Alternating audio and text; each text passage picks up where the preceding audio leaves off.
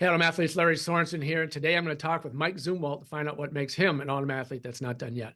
Remember, if you enjoy our content, please like, subscribe, and ding that bell for notifications. All right, let's kick this thing off. Mike, thanks so much for joining us today. Why don't you start us off with a brief introduction? Thank you, Larry.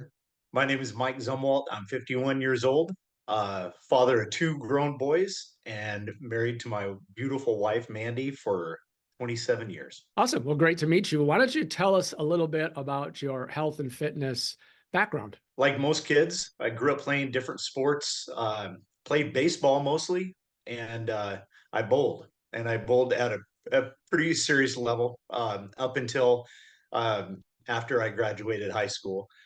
I didn't know what I wanted to do. And I kind of almost by accident got involved and curious about the fire service.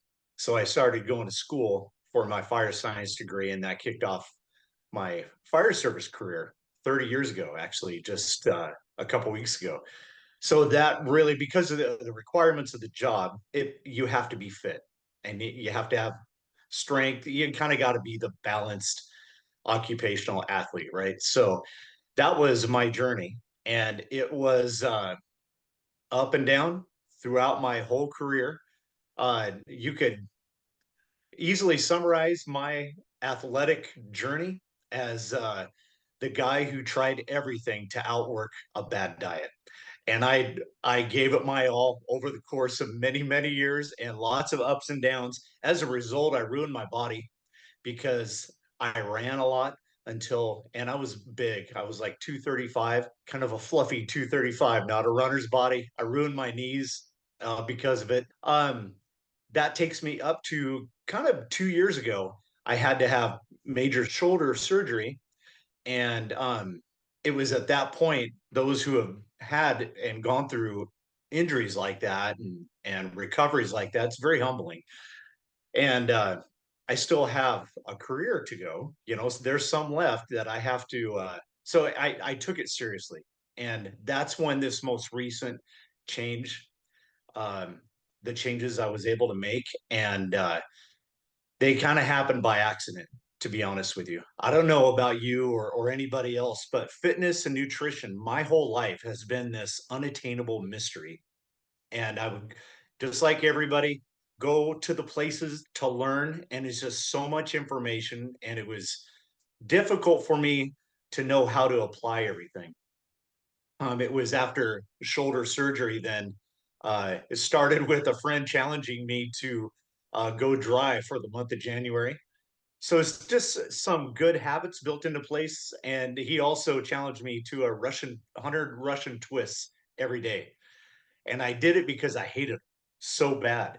And I've never stopped doing Russian twists since. And so it was some things like that that kind of got things kicked off for Mhm. me. Tell us maybe a little bit more about this shoulder surgery, and then what did that inspire and what changed at that point moving forward? The shoulder injury, which was accumulation of 30 years of the job, throwing baseballs, and just life, and a lot of abuse, pushing through pain and whatnot. And it was that combined with my knees that kind of was a wake up call for me. Like I was breaking down, and I didn't see a future of like being fit how I wanted to because everything was falling apart on me.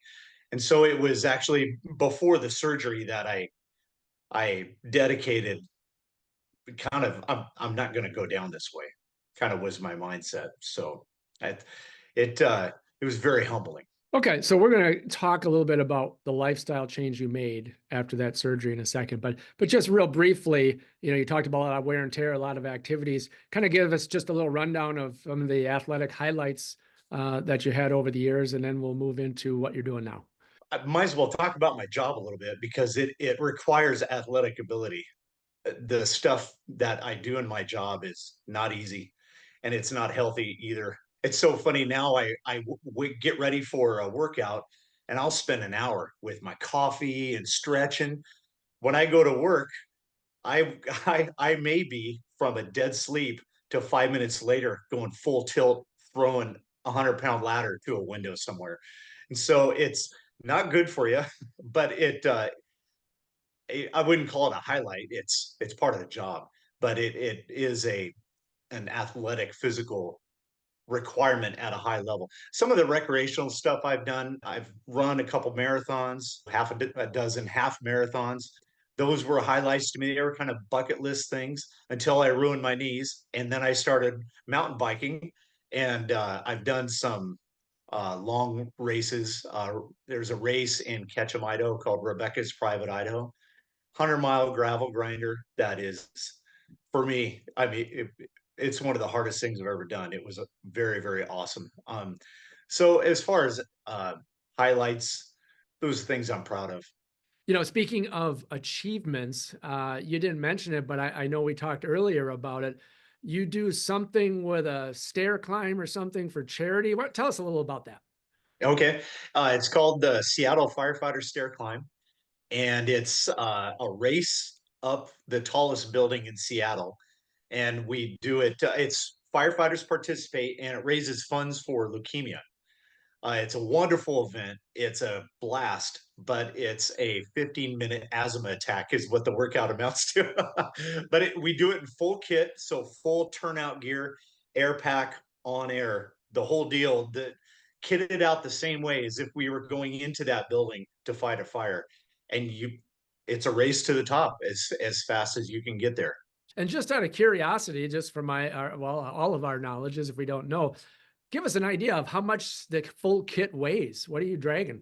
It's about 75 pounds, 75, 80 pounds extra weight. The thing about it that is the great equalizer is not the weight, is the heat retention, because the gear is designed to keep all the bad stuff away from us, right?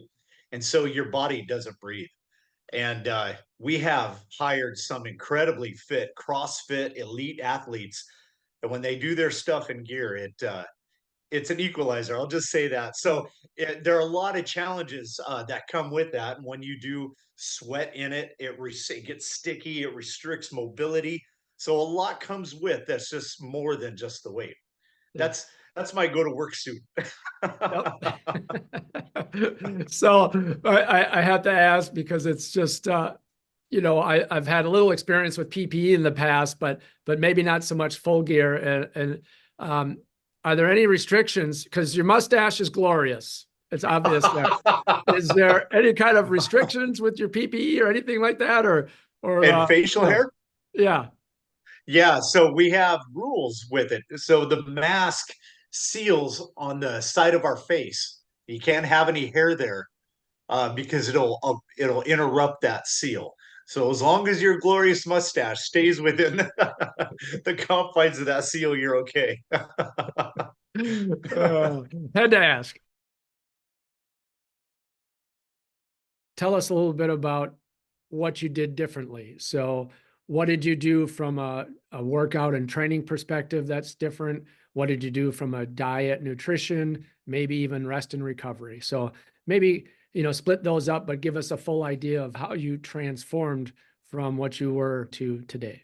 The thing with my workouts, I've always been able to go hard and at a high intensity, and that was kind of my sweet spot. That's what makes me happy in the gym, is to tear myself down to end up in a heap on the floor.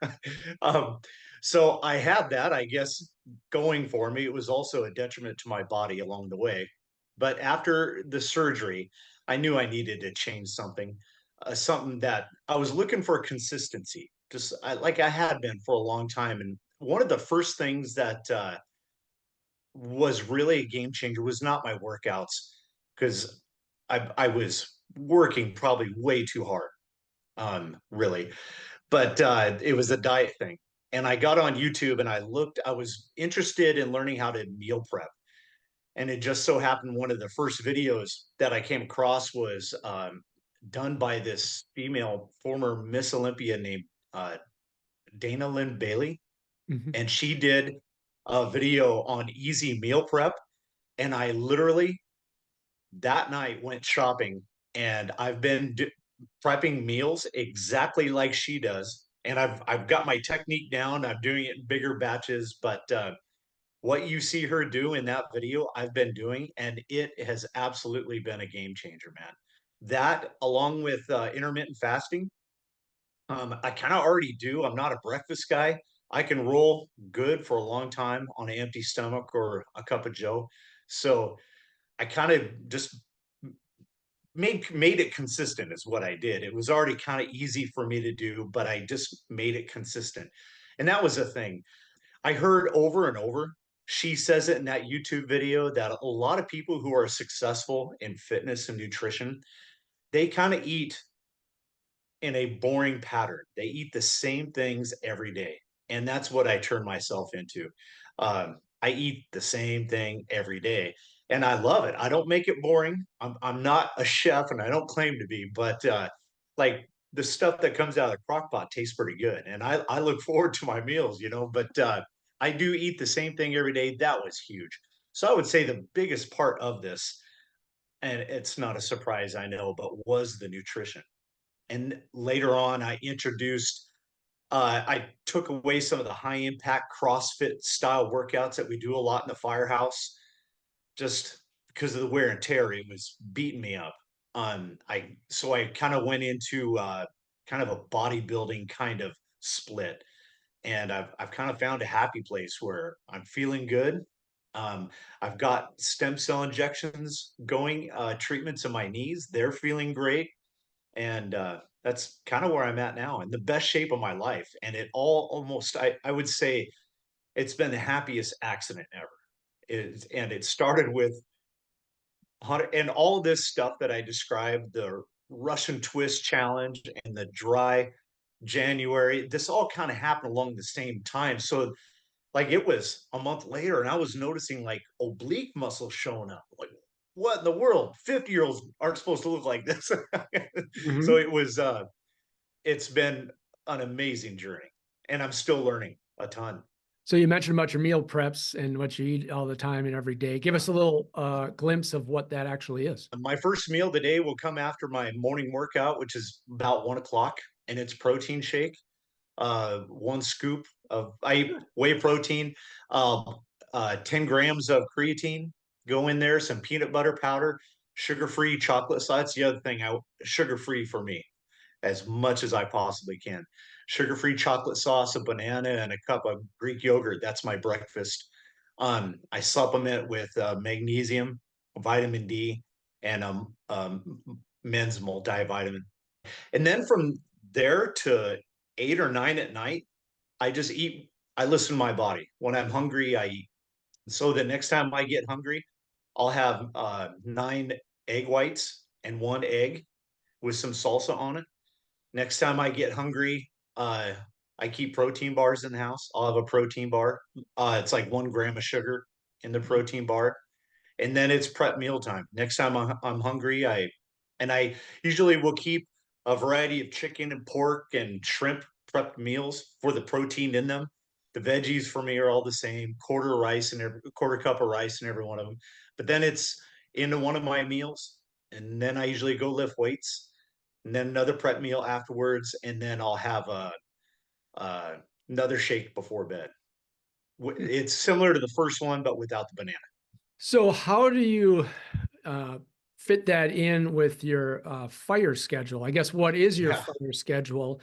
And then how do you fit that in? And then how do you fit the rest in? Because obviously, like you mentioned before, you could have a night at work where you're throwing stuff around for 8 straight hours, or you're not doing anything, I suppose. That probably doesn't happen too often. But so how do you correlate all that together and get the rest that you need so you can build? Yeah, it's a tricky tap dance, that's for sure. So when I try my best to maintain, I still eat the same at work, but it happens pretty often where we'll get busy and we won't be back in the station for hours. And so it can be hard, but as much as I can control, I kind of maintain that rhythm of eating the best I can. Um, Rest is it is what it is. My station's pretty busy. We don't sleep very much in the nights, so I do the best I can, and that's the life of the fire service. I'm Mhm. sure any firefighter you're asking say the same thing. Sleep is not ideal in this occupation, but in terms of like pursuing health and fitness, and especially as an older guy, uh, I like on nights that are tough. I do take naps and I get to sleep where I can get it. Are you in a big city, a small city? Where are you located? Where is your fire station? I work in Meridian, Idaho. Okay. It's a town. I'm not sure what the population is now. I would say a medium-sized fire department. We're 8 stations, 120 personnel on the line, and pretty busy. It's a the community Meridian for a while there was the fastest growing city in the nation. You mentioned DLB before as someone who kind of helped you get on track with your nutrition. Was there anybody else through this process that's inspired you to be successful and get to the point that you're at right now? Debbie Stevens, she's a female bodybuilder, has been a huge help to me. Like I said, I stumbled into the majority of the success I had, but I wasn't sure about macros, and then the doors were open. Like to I had a lot of questions and I didn't know where to go, and I found her. I stumbled across her, and she has just been so selfless with the help she's given me. I bug her all the time about tweaking workout splits, and she is absolutely wonderful. Yeah, she has been. I don't think she has any idea how much she's helped me out, but I mean, to this day, I'm making little tweaks to the game and fine tuning everything because of her. So thank you, Yeah. Debbie. Yeah, Debbie is definitely an inspiration. For those of you that Oh might yeah. not know, Debbie was on this channel about a year and a half ago. If you want to see her entire interview, you can click on the link down in the description below. All right, so you're 51. You're feeling the best you've ever felt in your life. All things seem to be firing on all cylinders at this point. What is the motivation to keep rolling? I'm looking at retirement in 2 years, and that is my motivation. Some things that I want to do are it's kind of multifaceted. I want to provide an example for my sons that you know a 50-year-old when you and I were kids, they look different now. Yeah. And I want them to see a good version of how to grow older and how to move into the like next chapter of life kind of thing. So that's a huge motivation for me. And also, I don't know what all is coming up next for me. I have a bunch of ideas for after retirement, and I want to be at my physical peak, whatever that means. And I have a lot of ideas. One of the things I do want to pursue, though, is just like I said, with how kind of people in general are healthier as growing older these days. The fire service sees people retire and they look a lot different than when they started. This job beats you up. Almost everybody goes through injuries through the course. And I would like to redefine that, like everybody else has redefined fitness in general, that you can retire from the fire service in at least as good a shape as when you got into it and functioning at a high level and ready to move on. So I would like to help guys with that. I understand you have some kind of a project that you are working on right now. So why don't you tell us a little bit about this project? Okay, yeah. So it's called Old Irons Fitness. Um, it's going to be pointed directly and focused for the aging firefighter to uh, to help guys that are kind of long in the tooth in the career maintain the expected level of fitness in the career, but often doing it through injuries and all sorts of stuff that come with not being young anymore. Um, so we plan on launching this in about 3 months from now.